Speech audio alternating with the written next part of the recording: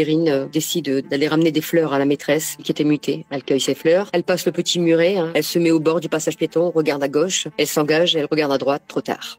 La voiture est arrivée. Elle n'a pas eu le temps de dire ouf. Pour dégager ce qu'il y a en dessous de la voiture, il trouve rien de mieux à faire que d'accélérer. Donc Erin passe en dessous des roues avant, repasse par les roues arrière. Il la traîne 6 mètres au-dessus du passage piéton jusqu'à une plaque d'égout. La voiture, on ne savait pas de où elle descendait. Et Morgane et Mathieu m'ont dit, on a eu l'impression qu'elle tombait du ciel. Mathieu court vers l'école, crie au secours, au secours, au secours. La maîtresse téléphone à Virginie, qui est la maman d'Erin, en disant madame, dépêchez-vous, il est arrivé un drame, il s'est passé quelque chose de grave. Donc ma fille endosse ses chaussures, mon beau-fils aussi, et ils courent tous les deux jusqu'à l'école. Mais arrivée à proximité de l'école, ma fille a eu le souffle coupé quand elle a vu les pompiers. Elle ne savait plus où donner de la tête. Donc elle s'arrête, elle dit à mon beau-fils, vas-y toi, je peux plus. Lui, il continue à courir, il arrive, côté de l'ambulance des pompiers, il voit Erin à terre. Et là, il est où le chauffeur? Il est où?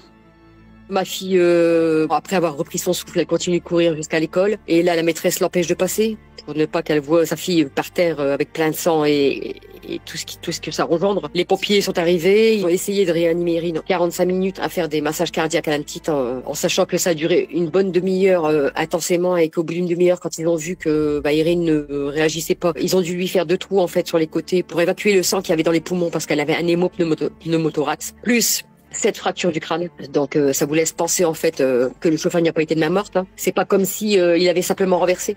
Il lui a roulé dessus. Elle s'est vue mourir. De toute façon, elle s'est vue mourir. Et quand le cœur d'Erin est reparti, ils nous ont dit on l'emmène à Lille en urgence absolue. Ils essayent de contacter un hélicoptère en urgence et pas d'hélicoptère. Je sais pas, une enfant de 6 ans et demi sur un passage piéton en urgence absolue, on n'arrive pas à trouver d'hélicoptère. Donc ils sont partis sous escorte policière. Mon beau-fils, ma fille partent dans l'ambulance pour accompagner Erin jusqu'à Lille, 20 minutes de route, avec une gamine en urgence absolue. Et donc ils vont tenter une opération en urgence, sachant qu'il y a peu de chances que ça réussisse. Malheureusement, Erin perdait beaucoup de sang. Elle faisait une grosse hémorragie. Et donc ma fille m'appelle et me dit maman, c'est fini, ils peuvent plus rien faire. Et là je m'effondre. Je me sens mourir. Il m'a tué, ce jour-là il m'a tué. Il a tué ma petite fille, il a tué ma famille, il m'a tué moi. Il n'y a rien de pire au monde, il n'y a rien de pire d'apprendre une nouvelle comme ça. Et on est parti jusqu'à Lille, et puis arrivé là-bas, ma fille m'explique un petit peu, elle rentre dans les détails. Donc je vois Erin en réanimation, allongée sur une table avec un bandeau autour de la tête. Je la reconnais pas, c'est pas elle. Elle était bleue sur tout le visage, gonflée. Alors je lui prends sa petite main et je lui dis « Je t'aime, bats-toi ma chérie, je t'aime, bats-toi ». On attend que son cœur s'arrête, qu'elle va s'éteindre comme ça, et ça peut durer des heures, et ça a duré 4 heures. On l'a vu mourir, en fait. On l'a vu partir. À un moment donné, l'infirmière arrive et lui met la lampe dans les yeux. Et quand elle a ouvert ses yeux, j'ai vu que du noir. Elle avait des jolis yeux bleus. Il n'y avait plus rien de tout ça. Il n'y avait plus d'étincelles. Et je dis non, t'as pas le droit de me laisser toute seule. Et elle est partie quand même, de toute façon. On nous fait sortir. L'infirmière nous dit, on va la préparer, on va l'habiller. Donc il l'habille, il la prépare et ils sont venus nous rechercher pour nous dire venez, on la voit, puis on sait que c'est fini, que voilà, on la verra plus. Il n'y a pas un jour qui s'écoule sans qu'on pense à elle. Et la famille, elle est plus pareille du tout. À cause d'une personne qui n'a pas été capable de faire attention sur une route où la visibilité était plus que parfaite, avec 3 passages piétons qui se succèdent. Avant le premier passage piéton, un stop. Une route limitée à 50 et avec des panneaux qui indiquent bien qu'il y a une école, qu'il y a des passages d'enfants, etc. Donc ce jour-là, en fait, nous avons déposé plainte. On a essayé d'avoir un rendez-vous avec l'inspecteur qui était au commissariat de police et qui était chargé en fait du dossier. Il souhaitait nous rencontrer, lui, d'ici 3 semaines.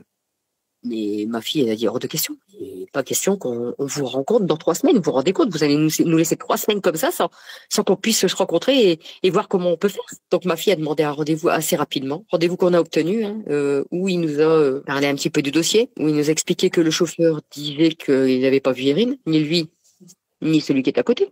Et il nous dit, oui, mais vous savez, il a un petit handicap. What? Il a un petit handicap. Ok, d'accord. Et c'est quoi l'excuse? Apparemment, il saurait pas se repérer dans le temps et dans l'espace. Je lui dis ah bon, On donne son permis à une personne qui n'est pas capable de se repérer dans le temps et dans l'espace. Et c'est une aberration. Ça veut dire, c'est pas grave, il est handicapé, alors il a le droit de tuer.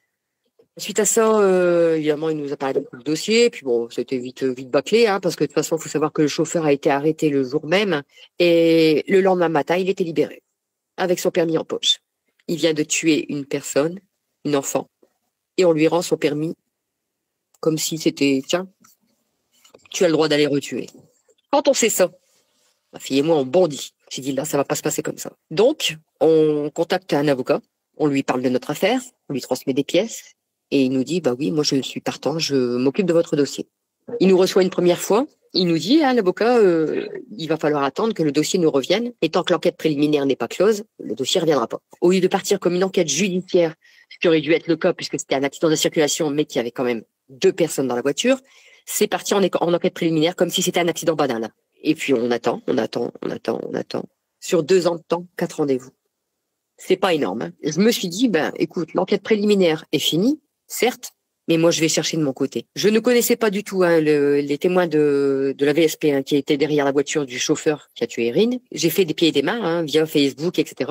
pour retrouver son profil et les contacter. Le chauffeur de la VSP m'a expliqué en fait que le jour de l'accident, il suivait la voiture du chauffeur. Il a freiné d'un coup et il était paralysé au volant et il a redémarré en fait pour avancer vers le lieu de l'accident. Et là, sa femme est descendue en roulant. Elle a couru vers Erin et elle m'a dit, je me suis penchée sur elle, j'ai vu ses yeux s'ouvrir, le sang qui passait par le nez et ses yeux se fermer. Et le chauffeur en fait de la Citroën C3, donc le chauffeur qui a tué Erin, lui était dans sa voiture et il ne bougeait pas.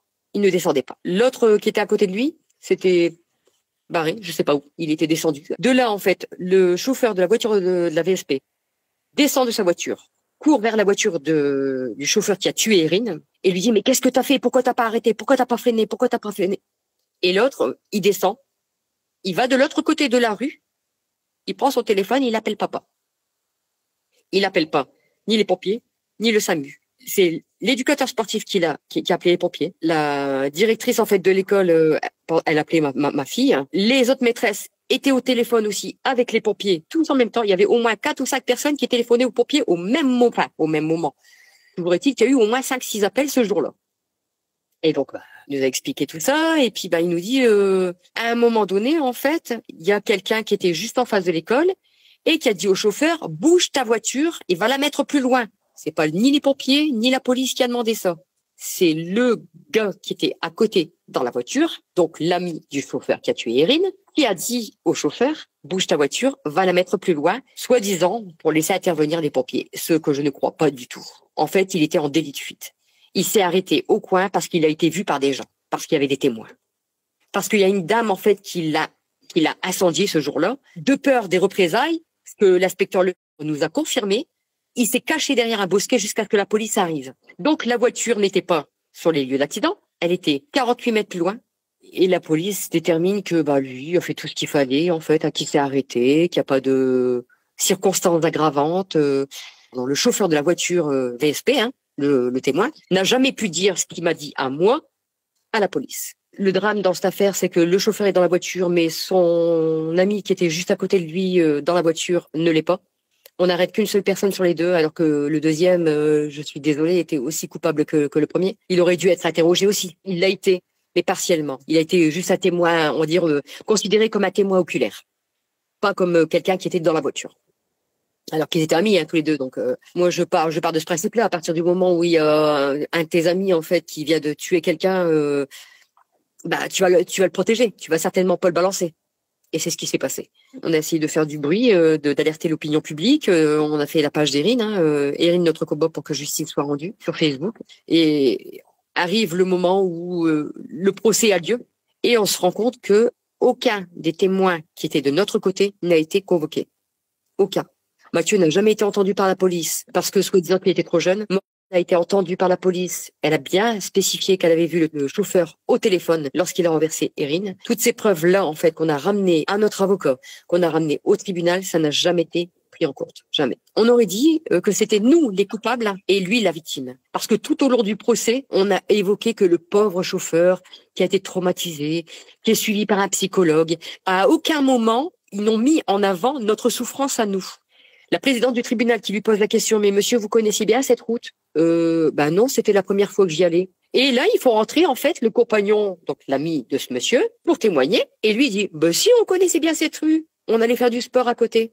Je me suis retournée sur les avocats, j'ai dit, mais maître, il vient de dire qu'il connaissait pas. Personne qui réagit. Il est en train de mentir au vu et au nez du président et des juges. Et à aucun moment, nos avocats, on en avait deux, ils n'ont jamais relevé. Tous ces mensonges ont été acceptés. La procureure a requis en fait 12 mois de suspension de permis pour un jeune chauffeur qui vient de tuer une enfant sur un passage piéton, qui n'avait que 6 mois de permis, et un stage de sensibilisation à la sécurité routière, une amende de 127 €, c'est tout. Mon beau-fils explose, ma fille sort en furie, mon fils qui a donné un coup de poing dans le mur en disant mais c'est quoi cette justice de... On a fait appel. On a fait appel de la décision, évidemment. Et il faut savoir qu'au jour d'aujourd'hui, nous n'avons toujours pas le compte-rendu du délibéré, qu'on le réclame sans arrêt, qu'on a dû déposer plainte chez le bâtonnier contre nos avocats pour manquement aux obligations déontologiques. Pour nous, il y a toujours été certain que le chauffeur avait des relations. On n'arrive pas à récupérer notre dossier. Et tout ce qu'on voudrait, c'est récupérer le dossier dans son entièreté pour pouvoir contrôler ce qui est à l'intérieur, pour voir si effectivement les preuves qu'on avait apportées à notre avocat, ils sont. Parce que toutes ces preuves-là, nous, on les a en notre possession et qu'on peut pas, en tant que parent, laisser faire une chose pareille. C'est pas possible. C'est comme si de dire que tu as tous les droits de tuer. Même si tu tues un enfant sur un passage piéton, c'est rien. Ça te sera pardonné. Et ça, c'est pas possible. En tant que parent, c'est pas possible. C'est inacceptable. On sait pertinemment qu'il ne fera jamais de prison parce qu'il n'a pas d'antécédent judiciaire. Mais c'est pas une raison. Parce que nous, tout ce qu'on voulait, tout ce qu'on demandait, c'était la vérité. Et il a même pas été capable de la donner. Voilà pourquoi on se bat aujourd'hui. Donc, nous, ce qu'on aurait voulu, c'est prendre un avocat en dehors du Nord pour qu'on puisse avoir quelqu'un de fiable, mais les sommes qu'ils nous demandent, c'est une aberration. Donc, on a décidé, en fait, il y a une cagnotte qui est mise en place, en fait, sur la page Irine, notre combat pour que justice soit rendue. J'ai pour projet, en fait, de faire le mur de la honte avec toutes les victimes des enfants qui sont morts sur les routes et qui n'ont pas, dont les parents n'ont pas obtenu justice. Parce que je ne suis pas la seule comme ça. Toutes ces choses-là, il faut que ça s'arrête. Il faut qu'il y ait une loi qui soit votée pour que les accidents de la circulation soient reconnus comme des homicides routiers. Pour moi, ce sont des assassins, rien de plus. Irine mérite qu'on lui rende justice. Moi, ce que je veux, c'est qu'on soit en paix. Parce que pour moi, au jour d'aujourd'hui, Irine ne repose pas en paix.